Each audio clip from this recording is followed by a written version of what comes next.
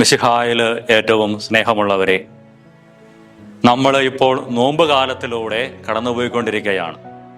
ഈ നോമ്പ് കാലത്ത് നമ്മൾ ധാരാളം കുരിശിൻ്റെ വഴികൾ ചൊല്ലി പ്രാർത്ഥിക്കുന്നവരാണ്. പ്രിയമുള്ളവരെ, ഇപ്പോൾ ചിന്തിക്കാം, എന്തുകൊണ്ടാണ് നമ്മൾ ഈ കുരിശെടുത്തുകൊണ്ട് കുരിശിൻ്റെ വഴി ചൊല്ലി നമ്മൾ പ്രാർത്ഥിക്കുന്നത്? വിശുദ്ധ തോമസ് അക്വീനാസ് പറയുന്ന ഒരു കാര്യമുണ്ട്. എന്തുകൊണ്ടാണ് ക്രിസ്തു കുരിശിൽ മരിച്ചത്? അതിന് അദ്ദേഹം പറയുന്ന രണ്ട് കാരണങ്ങളുണ്ട്. ഒന്ന്, പാപത്തിനുള്ള പരിഹാരമായിട്ടാണ് ഈശോ കുരിശിൽ മരിച്ചത്. രണ്ടാമതായിട്ട് ക്രൈസ്തവ പുണ്യങ്ങൾ എങ്ങനെ പാലിക്കാം, ക്രൈസ്തവ പുണ്യങ്ങൾ പാലിക്കുവാനായിട്ടുള്ള നല്ലൊരു ഉദാഹരണമായിട്ട് തന്നെയാണ് കുരിശ് നിലകൊള്ളുന്നതെന്ന് അദ്ദേഹം പറഞ്ഞു വെക്കുന്നുണ്ട്. പ്രിയമുള്ളവരെ, ഈ നോമ്പ് കാലം നമ്മുടെയൊക്കെ ജീവിതത്തിൽ ക്രൈസ്തവ പുണ്യങ്ങളെ കുറിച്ച് ചിന്തിക്കുവാനും ക്രൈസ്തവ പുണ്യങ്ങൾ വളർത്തുവാനും വേണ്ടിയിട്ടുള്ള ഒരു അവസരം കൂടിയാണ്.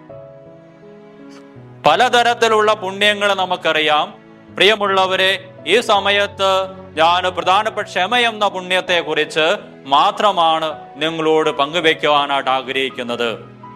പ്രിയമുള്ളവരെ, ലൂക്കായുടെ സുവിശേഷം 23-ാം അധ്യായം 34-ാം തിലകത്തില് നമ്മൾ ഇപ്രകാരം വായിക്കുന്നുണ്ട്.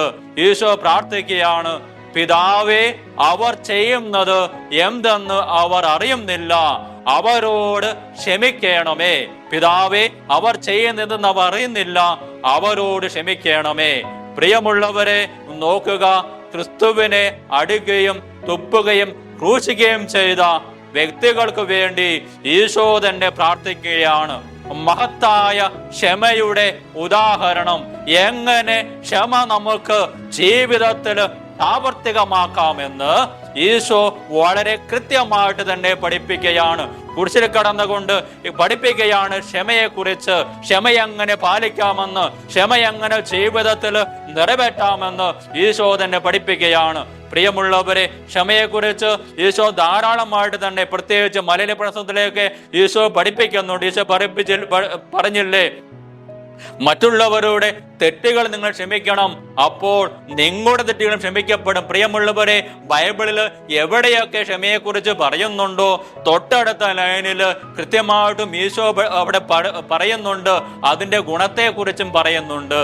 പ്രിയമുള്ളവരെ, ക്ഷമിക്കുമ്പോൾ നമുക്ക് തന്നെയാണ് ഗുണമുള്ളത്. ആകയാൽ കുരിശിന്ന് കാണിച്ചെന്ന ഈശോയുടെ മഹത്തായ ഒരു മാതൃകയാണ് മറ്റുള്ളവരോട് ക്ഷമിക്കുക എന്നുള്ളത്. പ്രിയമുള്ളവരെ, ആരെല്ലാമൊക്കെയാണ് ധീരതയോടെ ക്ഷമ എന്ന പുണ്യം പ്രാക്ടീസ് ചെയ്യുന്നത്, പരിശീലിക്കുന്നത്, അവരെല്ലാം വിശുദ്ധരായിട്ട് തന്നെ മാറിയിട്ടുണ്ട്. നമുക്കറിയാം, വിശുദ്ധ മരിയ ഗുരേത്തിയുടെ ചരിത്രം നമുക്ക് എല്ലാവർക്കും അറിയാവുന്നതാണ്. ഇറ്റലി ജീവിച്ചിരുന്ന മരിയ ഗുരേത്തി 10-14 വയസ്സുള്ള ഒരു പെൺകുട്ടിയാണ്. അവർക്കറിയാം, ആ മരിയ ഗുരേത്തിയെ പാപം ചെയ്യുവാൻ പ്രേരിപ്പിക്കുന്ന അലക്സാണ്ട്രോ എന്ന് പറയുന്ന വ്യക്തിയുണ്ട്. അവൾ പാപത്തിന് സമ്മതിക്കുന്നില്ല.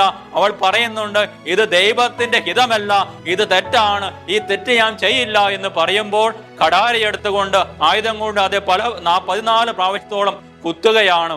പ്രിയമുള്ളവരെ, നോക്കുക, അത്രമാത്രം ക്രൂരമായിട്ട് അലക്സാണ്ട്രോ അവരെ ദ്രോഹിക്കുന്നുണ്ട്. പിന്നീട് നമുക്ക് ചരിത്രം നമുക്കറിയാം, മരിയ ഗുരേത്തിയെ ഹോസ്പിറ്റലിലേക്ക് കൊണ്ടുപോവുകയാണ്. പിന്നീട് ആശുപത്രിയിൽ വെച്ച് മരിയ ഗുരേത്തി അലക്സാണ്ട്രയോട് ക്ഷമിക്കുകയാണ്, അവന് വേണ്ടി പ്രാർത്ഥിക്കുകയാണ്. പ്രിയമുള്ളവരെ, പിന്നീട് സംഭവിക്കുന്നത് നമുക്കറിയാം. ഇതാ മരിയ ഗുരേത്തി വിശുദ്ധയായിട്ട് മാറുന്നുണ്ട്. ആ മരിയ ഗുരേത്തി ആക്രമിച്ച അല്ലെങ്കിൽ മുറിവേൽപ്പിച്ച ആ വ്യക്തി പിന്നീട് പ്രാർത്ഥിച്ച സന്യാസിയായിട്ട് തന്നെ മാറുന്നുണ്ട്. നോക്കുക, എത്രയോ മഹത്തരമായ ഒരു മാതൃകയാണ് മരിയ ഗുരേത്തി നമ്മുടെ മുന്നിൽ വെച്ച് കാണിക്കുന്നത്. അവരും ഈശോയുടെ ക്ഷമയെക്കുറിച്ചുള്ള ആ മഹത്തായ പാഠം മനസ്സിലാക്കുകയും പിന്നീട് അത് ജീവിതത്തിൽ പ്രാവർത്തികമാക്കുകയും ചെയ്തു. പ്രിയമുള്ളവരെ, ധാരാളം പുണ്യങ്ങൾ ഇതുപോലെ കുരിശിൽ നിന്ന് നമുക്ക് പഠിക്കുവാനായിട്ട് സാധിക്കും. ഈ നോമ്പുകാലം ധാരാളമായിട്ട് ഈ പ്രത്യേകിച്ച് ക്ഷമയെന്ന പുണ്യത്തിൽ വളരുവാൻ വേണ്ടിയിട്ടുള്ള ഒരു അവസരമായിട്ട് മാറട്ടെ. ധാരാളം ക്രൈസ്തവ മൂല്യങ്ങള്, ക്രൈസ്തവ പുണ്യങ്ങള് പരിശീലിക്കുവാനും അതിലൂടെ വളരുവാനും ഉള്ള അവസരങ്ങളാണ് നോമ്പുകാലം. പ്രിയമുള്ളവരെ, പ്രത്യേകിച്ച് ക്ഷമയെക്കുറിച്ച് ധ്യാനിക്കുവാനും ക്ഷമയെന്ന പുണ്യത്തിൽ വളരുവാനും ഈ നോമ്പുകാലം നമുക്ക് കാരണമായി തീരട്ടെ. അതിനുള്ള കൃപയ്ക്ക് വേണ്ടി പ്രത്യേകമായിട്ട് നമുക്ക് ദൈവത്തോട് പ്രാർത്ഥിക്കാം. പിതാവിന്റെയും പുത്രന്റെയും പരിശുദ്ധാത്മാവിന്റെ നാമത്തിൽ ആമേൻ.